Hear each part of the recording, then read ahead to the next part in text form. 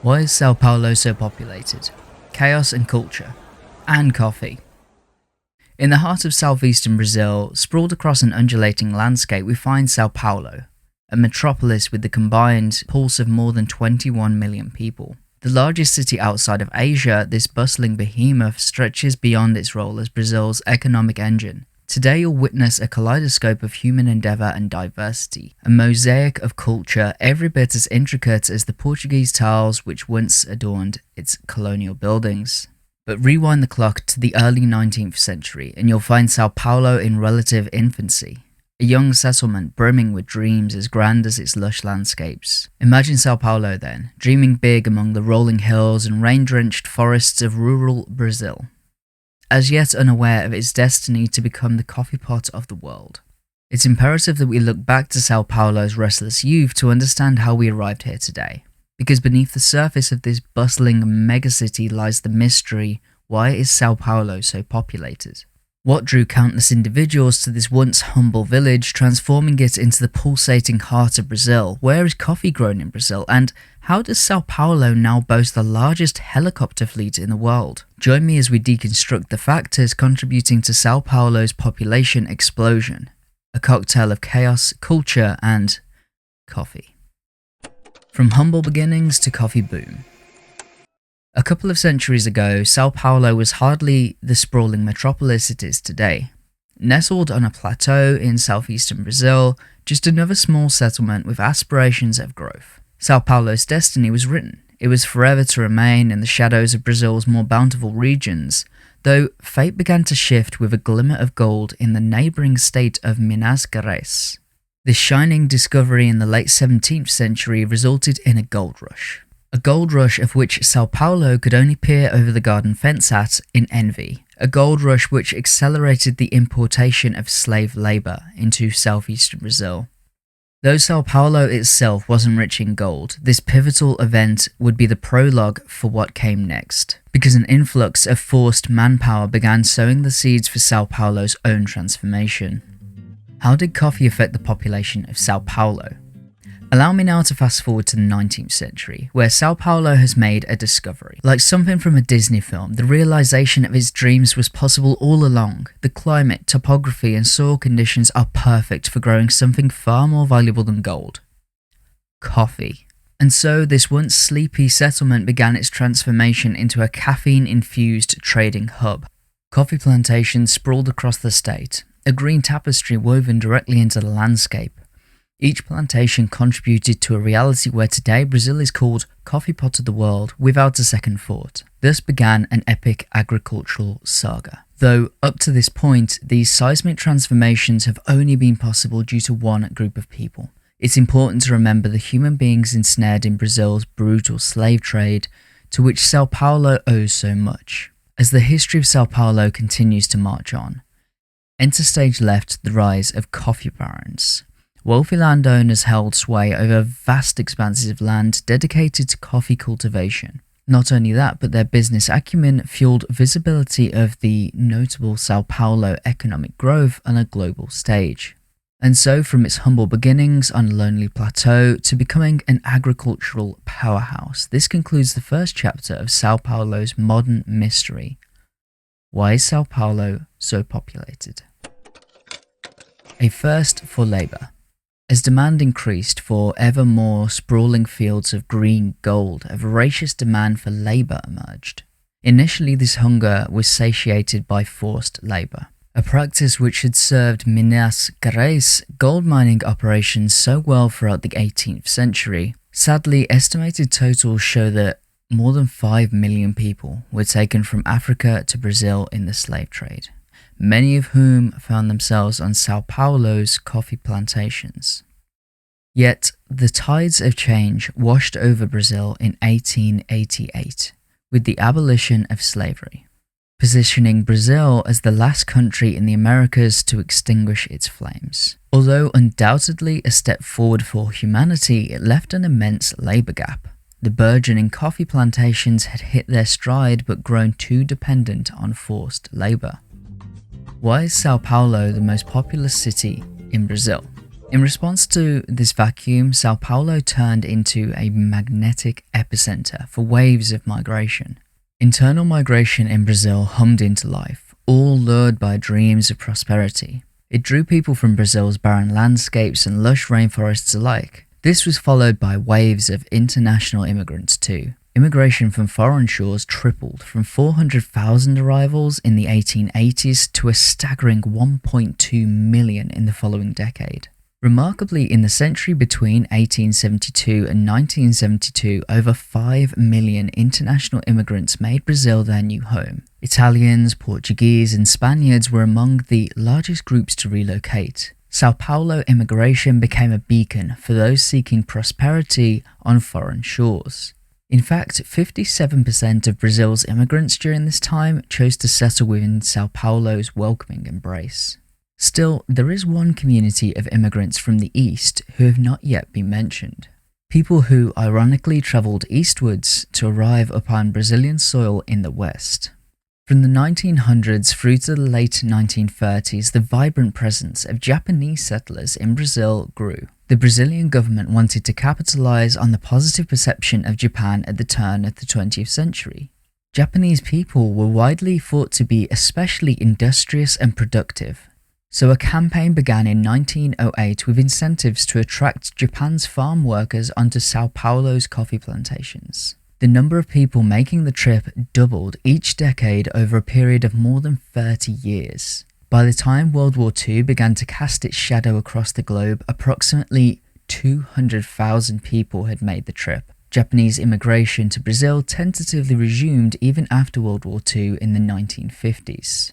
The Sao Paulo population swelled with this influx of newcomers as they sought their fortune amidst the fields. An era where not only coffee but also diversity and resilience began to brew together in harmony. Beyond coffee. Another jump forward in our timeline brings us to a point at which there is a yearning for change. The first half of the 20th century saw growth in Sao Paulo's desire to reduce reliance on agriculture. In a fast-paced world where standing still is akin to moving backward, this wasn't a passing whim. It was a strategic move to propel the city into a new era of prosperity, yet the transition would be anything but smooth. Infrastructure groaned under new demands, labour unrest stirred as workers sought rights and fair wages. Not to mention, social inequalities yawned ever wider. What happened to Sao Paulo after the coffee boom? As it happened, external forces would push the matter of industrialization in Sao Paulo at an accelerated pace. The tumultuous events of World War I and World War II served as catalysts, propelling Sao Paulo forward in its quest for diversification. Filling precious cargo ships with coffee wasn't high on the priority list of a Europe engulfed in war. Brazil had no choice but to adapt to the economic marketplace at the time. The chaos and destruction wrought by these global conflicts reshaped industries worldwide, and Sao Paulo was no exception.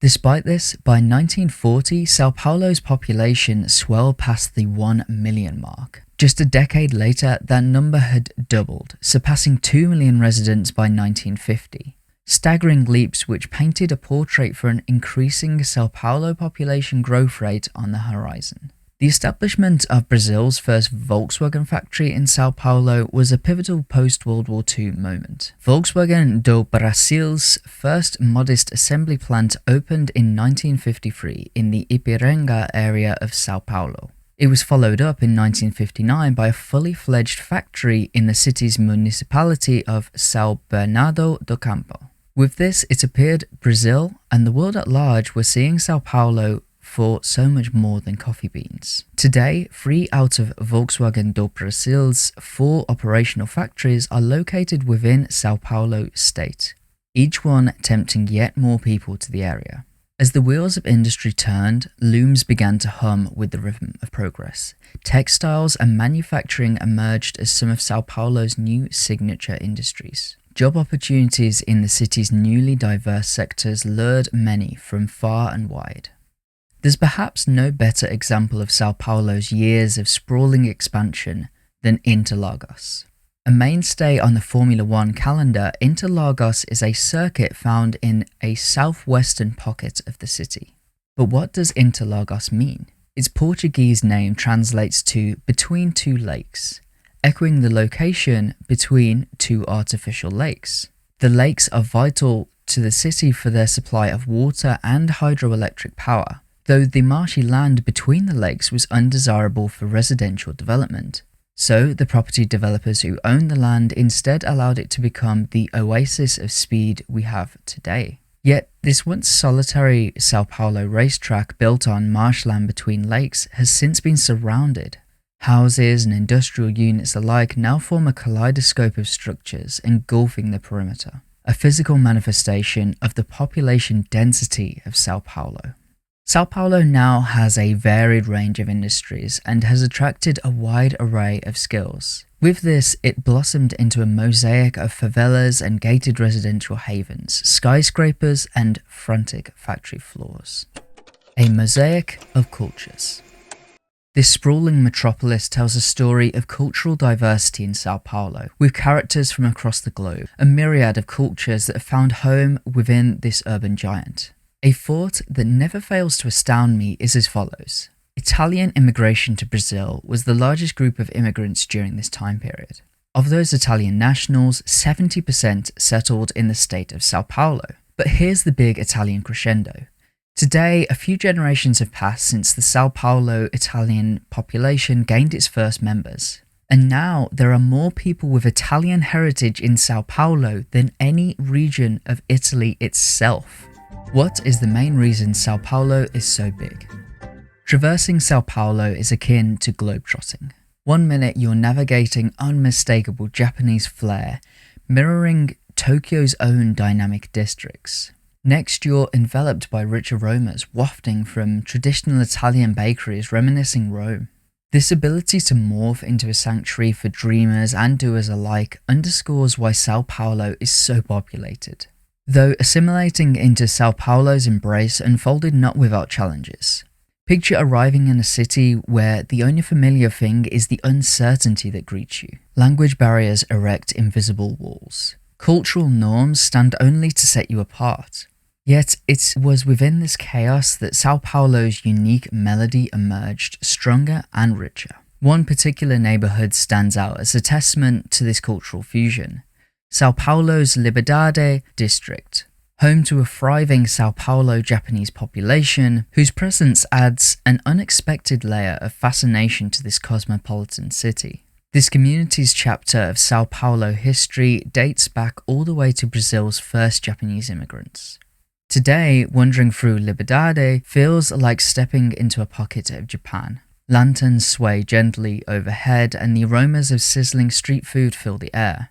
This unique blend of cross-continental cultures is not just an addition to São Paulo, it is an integral part of the city's identity. Yet, populations don't start and stop growing as people disembark onto Brazilian soil. New families form. First-generation Paulistanos assimilate Brazilian flair, and they do so in ways only dreamed of by proud parents who risked it all to plant roots in São Paulo. Hence, the perpetual motion of São Paulo's population growth continues. The aroma of roasting coffee beans lingers as our story concludes. This amazing city stands before us with our answer. The São Paulo population boom was no coincidence.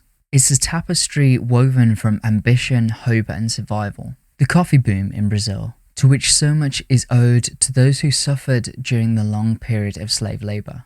Waves of migrants seeking opportunities in a constantly diversifying landscape of possible vocations. A modern cultural mosaic posing issues and moving society forward at different speeds. From humble beginnings, São Paulo's narrative is one of economic growth and urban sprawl.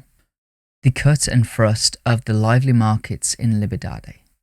The necessity of imperfect São Paulo favelas which remain on the strength of their community. The intoxicating roar of the crowd as honorary Brazilian Lewis Hamilton races around Interlagos. Each corner tells stories of dreams realized, no matter how slight or significant. Challenges remain, the presence of favelas in São Paulo and the thorny issue of constant traffic jams, both of which serve as daily reminders of the price paid for progress. The wealthy navigate the skies in helicopters to avoid the gridlock below. In fact, this demand ensures São Paulo's accolade for the world's biggest helicopter fleet. It's a city of contrasts, where luxurious enclaves lie a few blocks away from no-go zones. Modern Paulistanos are embracing change, exploring and savouring their own locally brewed coffee, a departure from the past where premium beans were always earmarked for export. Yet, São Paulo preserves, a testament to resilience. Perhaps the true question isn't why is São Paulo so populated? Rather, how does São Paulo manage to harmonise it all? How are an entire megacity's diverse histories orchestrated into one vibrant symphony?